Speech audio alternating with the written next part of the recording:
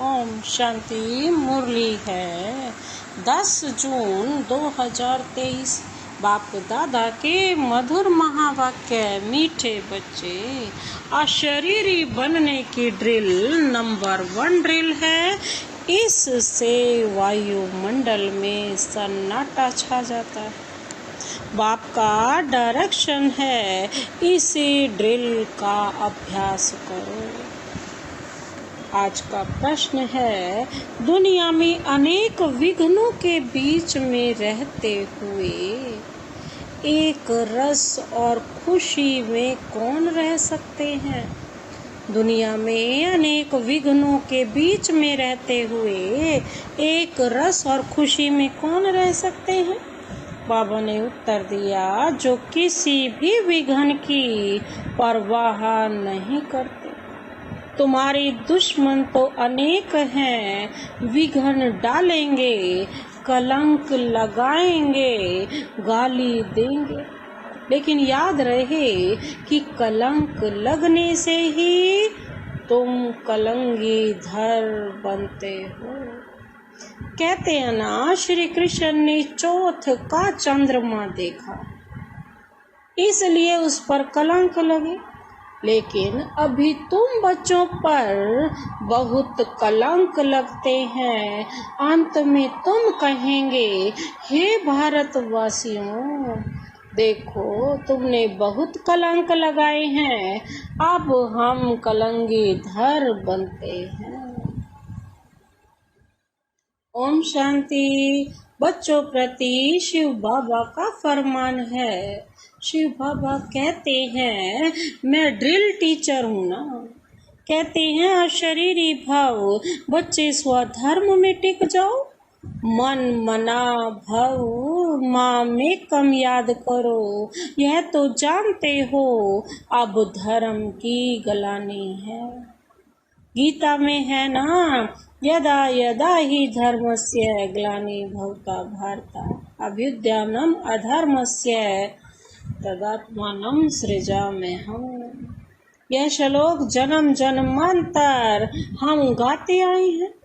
जब से भक्ति मार्ग शुरू हुआ, गीता का पाठ करते आए हैं, शिव बाबा की पूजा करते आए हैं। वही शिव बाबा अब कहते हैं, माँ में कम याद करो। तुम पर फिर से माया का परछाया पड़ गया है। अब मैं आया हूँ माया पर जीत पहनाने के लिए। इसलिए मन मना भव, क्योंकि तुमको वापस जाना है मेरे परम धाम में। अगर श्री कृष्ण होता तो कहते, मध्याजीत भव। श्री कृष्ण को कृष्ण पूरी में याद करो। ज्ञान का दाता कोई श्री कृष्ण नहीं है, वह तो है शिव। शिव की ही पूजा होती है, उनको परमात्मा कहा जाता है। तो हम आत्माओं को वहां जाना है, इसलिए बाबा ड्रिल सिखलाते हैं। यह है नंबर 1 ड्रिल, मन मना भव अशरीरी भव। बाबा कहते हैं, तुम सब ब्राह्मण उनको याद करेंगे। अगर कोई शूद्र यहाँ और कोई ख्यालात में बैठा होगा तो वायुमंडल को खराब कर देगा। उस एक को जब सभी याद करेंगे तो सन्नाटा छा जाएगा। जैसे कोई मरता है तो सन्नाटा हो जाता है। आत्मा के अशरीरी होने का प्रभाव पड़ता है। तो अब बाबा कहते हैं, तुम सब आत्माओं को वापस ले जाऊंगा। काल तो एक आत्मा को ले जाता है, मैं तो कालों का काल हूँ। मैं सबको लेने आया हूँ और मैं आता हूँ साधारण ब्रह्मा तन में। मैं मनुष्य सृष्टि का बीज रूप चैतन्य हूँ। मैंने ही गीता सुनाई थी, देखो तुम्हारे पर अब कलश रखा है ना। श्री कृष्ण की गोपियों को भी कलश दिखाते हैं। कहते हैं श्री कृष्ण ने मटकी तोड़ी, अब वह मटकी काहे की? तुम्हारे सिर पर जो विकारों की मटकी है उनको तोड़ते हैं और ज्ञान अमृत का कलश देते हैं। बाकी सतयुग में थोड़े ही कोई ऐसी बात हो सकती है। गोपियां तुम हो, गोपी वल्लभ की गोपियों पर जो जहर का कलश है वह फोड़ अब ज्ञान अमृत का कलश था। कलश रखते हैं बाबा, तो इसमें बुद्धि बहुत अच्छी चाहिए। कल भी बोला था ना, बाबा क्या करते हैं, जहर की जगह पर जो विकारों रूपी जहर है उसको छोड़ो, विष को, उसकी जगह पर ज्ञान अमृत पिलाते हैं। इन रत्नों की वैल्यू करनी है ना बुद्धि में। बाबा कहते हैं गोपियों का वल्लभ बाप तो है शिव बाबा, श्री कृष्ण को वल्लभ नहीं कह सकते। लिखा है कि गोपियों को भगाया, अब बाप थोड़े ही भगाएंगे, यह तो कायदा नहीं है। बाबा समझाते हैं जब कोई महात्मा कहे कि शिवो हम, तो बोलो कि एक तरफ कहते हो महात्मा यानी महान आत्मा, फिर अपने को परमात्मा अथवा शिवो हम क्यों कहते हो? महान आत्मा तो पवित्र आत्मा ठहरे, यह राज समझाना है। बाबा कहते हैं इसको ज्ञान का धर्म युद्ध कहा जाता है। उन्हों के पास है शास्त्रों की मत और तुम्हारे पास है श्रीमत। बाबा कहते हैं मैं आता ही तब हूँ जब राज योग सिखलाना है। भारत के ऊपर ही यह सारा खेल है। हीरो हीरोइन का पार्ट भारतवासियों को मिला हुआ है। वास्तव में वंदे मातरम भी इन माताओं को कहा जाता है। बाबा तभी तो क्या कहते हैं, वंदे मातरम। वह लोग तो भूमि को मातरम कहते हैं, भूमि तो तत्व है, उनको थोड़ी ही माता कहा जा सकता है। इस धरनी में रहने वाली तुम माताएं हो, तुमको वंदे मातरम कहा जाता है, वह भूमि को वंदे मातरम कहते हैं।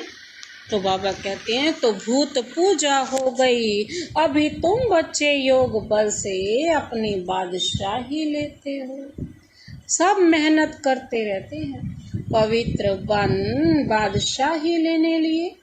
जिस तरफ साक्षात सर्वसमर्थ शक्तिमान है उनकी तो जीत होनी है। पांडवों के पास सिर्फ भगवान था, इसीलिए जीत हुई। अब हम भी पांडव हैं और हमारे पास भी कौन है हमारे साथ, सर्वशक्तिमान परमात्मा की महिमा बिल्कुल अलग है। वह आकर ड्रिल सिखलाते हैं कि माँ में कम याद करो और सब तुमको दुख देने वाले हैं। सभी दुश्मन बन विघन डालते हैं, यह कोई नई बात नहीं है। हमको कोई दुनिया की परवाह थोड़ी है। श्री कृष्ण के लिए कहते हैं चौथ का चंद्रमा देखा तब इतनी गाली खाई। चौथ का चंद्रमा देखा तब इतनी गाली खाई। कलंक जिन पर लगाते हैं फिर वही कलंगी धर बनेंगे। फिर अंत में कहेंगे अरे भारतवासियों तुमने हमें कितनी गाली दी, देखो हम यह बन रहे हैं, राज्य भाग्य ले रहे हैं। लड़ाई के मैदान पर तो बहुत सहन करना पड़ता है, तो जो राज्य भाग्य देते हैं उन पर बलिहार जाना पड़ता है। यह शिव बाबा समझा रहे हैं।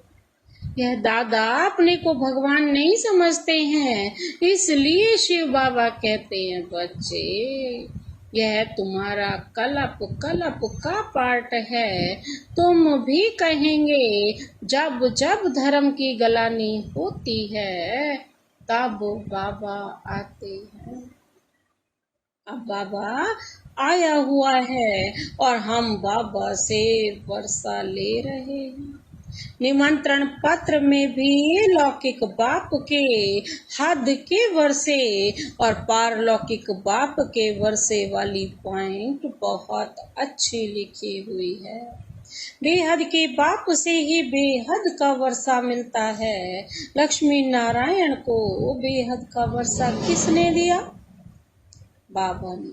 तो यह सब समझने की बातें हैं।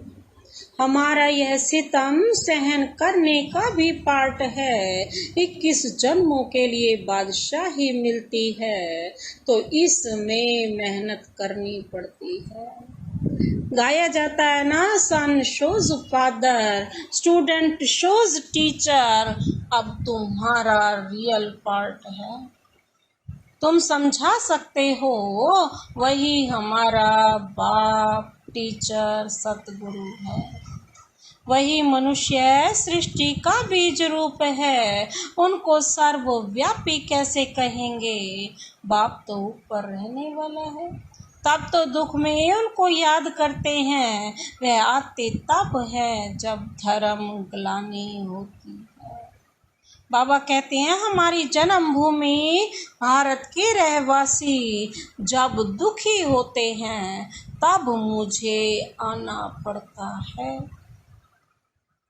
परमात्मा की जन्मभूमि भारत है। यह अक्षर कोई के मुख से कभी निकलेगा नहीं। अगर सब परमात्मा हो तो सबकी जन्मभूमि भारत होगी। बाबा कहते हैं, सभी प्रिसेप्टर्स को भी मैं मुक्ति धाम में ले जाता हूँ।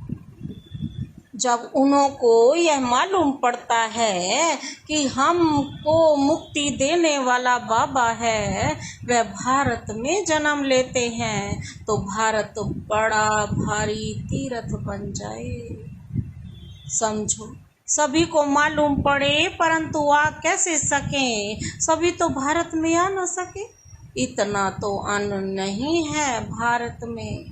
यह सुनकर बहुत बहुत खुश होंगे कि ओहो, हमारा बाबा जो इन गुरुओं आदि को भी मुक्ति देते हैं, उनका जन्म भारत में होता है। बाबा कहते हैं, पहचानोगे तो नॉलेज से ना, और क्या देखेंगे? ब्राह्मणों में जब किसकी सौल आती है तो उनके भी बोलने से पहचानते हैं ना। बिगर बोलने पहचान कैसे हो सकती है? बात करने से मालूम पड़ेगा। क्या पड़ेगा? कि बरोबर फलानी आत्मा है। शिव बाबा अब नॉलेज दें। जब नॉलेज दें तब समझें कि शिव बाबा बोलते हैं। ज्ञान यह तो दे ना सके, वह सिवाय बाप के कोई समझा न सके। कभी कभी कोई कहते हैं, हम शिव बाबा से बात करें, परंतु उनको पहचानेंगे कैसे? समझ भी नहीं सकेंगे। बुद्धि से समझना चाहिए कि यह नॉलेज बाबा के सिवाय कोई दे नहीं सकता। देखो, कहाँ कहाँ बच्चियां बिगर देखे तड़प रही हैं शिव बाबा से मिलने। जरूर उनकी ताकत है ना जो खींचती है। कशिश होती है तो उनको सफेद पोश का साक्षात्कार कराते हैं। इसलिए बाबा कभी हमारी ड्रेस बदलने नहीं देते हैं। तो उनकी नॉलेज से मालूम पड़ता है, बहुतों को भिन्न भिन्न प्रकार के साक्षात्कार भी होते हैं, परंतु उनसे क्या फायदा? तुम्हारा काम नॉलेज से है। यह नॉलेज कोई दे ना सके तो यह सारा गुप्त पार्ट हुआ। कहते हैं, मैं आत्मा का रूप धारण कर इसमें प्रवेश हो जाता हूँ। तो यह नॉलेज इतनी बाबा ही देते हैं, हम थोड़े ही जानते थे। बाबा देखो कितनी कमाल करते हैं। कहते हैं, मुझे अपना वारिस बनाओ, मैं तुम्हारी इतनी सेवा करूंगा जो तुम्हारा बच्चा भी कभी नहीं कर सकेगा। इसीलिए बाबा को अपना सच्चा सच्चा बच्चा बना लो, वारिस बना लो।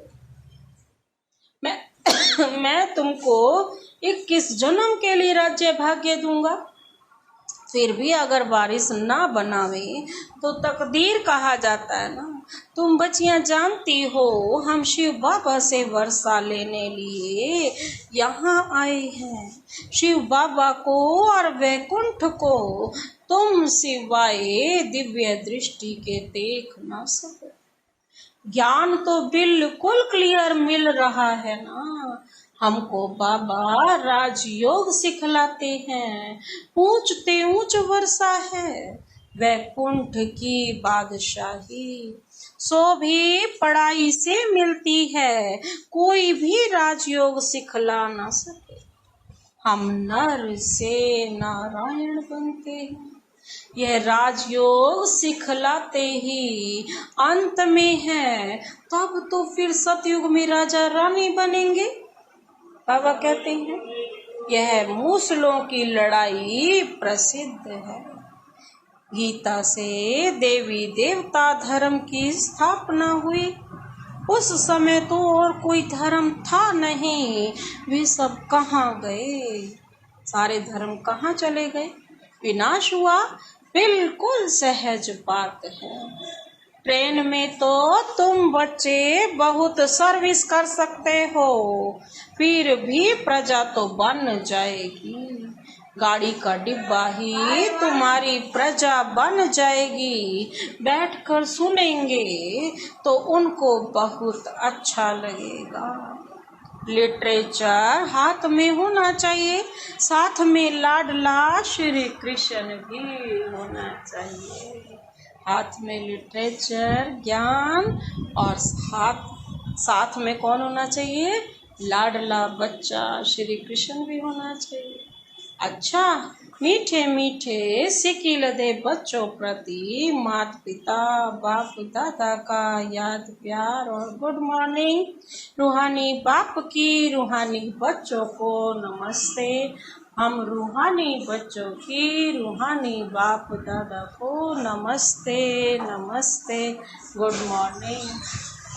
शुक्रिया बाबा, शुक्रिया। धारणा के लिए मुख्य सार है, पहला पॉइंट है 21 जन्मों की तकदीर बनाने के लिए शिव बाबा को अपना वारिस बनाना है। हर कर्म से बाप, टीचर, सतगुरु तीनों का शो करना है। आज का दूसरा पॉइंट है, ज्ञान क्लियर मिल रहा है, इसलिए साक्षात्कार की आश नहीं रखनी है। साक्षात सर्वसमर्थ बाप हमारे साथ है, इसलिए विघ्नों से घबराना नहीं है। आज का वरदान है, मेरा बाबा के स्मृति स्वरूप द्वारा समर्थियों का अधिकार प्राप्त करने वाले समर्थ आत्मा भव। मेरा बाबा के स्मृति स्वरूप द्वारा समर्थियों का अधिकार प्राप्त करने वाले समर्थ आत्मा भव। स्पष्टीकरण है, कल्प पहले की स्मृति आते ही बच्चे कहते तुम मेरे हो और बाप कहते तुम मेरे। इस मेरेपन की स्मृति से नया जीवन, नया जहान मिल गया और सदा के लिए मेरा बाबा इस स्मृति स्वरूप में टिक गए। इस स्मृति के रिटर्न में समर्थी स्वरूप बन गए। जो जितना स्मृति में रहते हैं उतना उन्हें समर्थियों का अधिकार प्राप्त होता है। जहाँ स्मृति है वहाँ समर्थी है ही। थोड़ा भी विस्मृति है तो व्यर्थ है, इसलिए सदा स्मृति स्वरूप सो समर्थ स्वरूप बनो।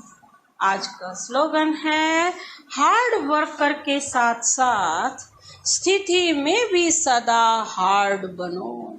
हार्ड वर्कर के साथ साथ स्थिति में भी सदा मजबूत बनो, हार्ड बनो।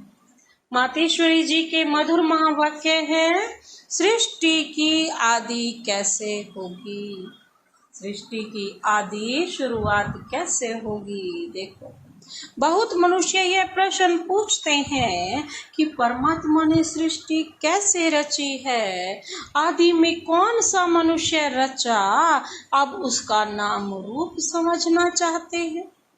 अब उस पर उनको समझाया जाता है कि परमात्मा ने सृष्टि की आदि ब्रह्मा तन से की है। शुरुआती किससे की? ब्रह्मा के तन से। पहला आदमी ब्रह्मा रचा है, तो जिस परमात्मा ने सृष्टि की आदि की है, तो अवश्य परमात्मा ने भी इस सृष्टि में अपना पार्ट अवश्य बजाया है। अब परमात्मा ने कैसे पार्ट बजाया?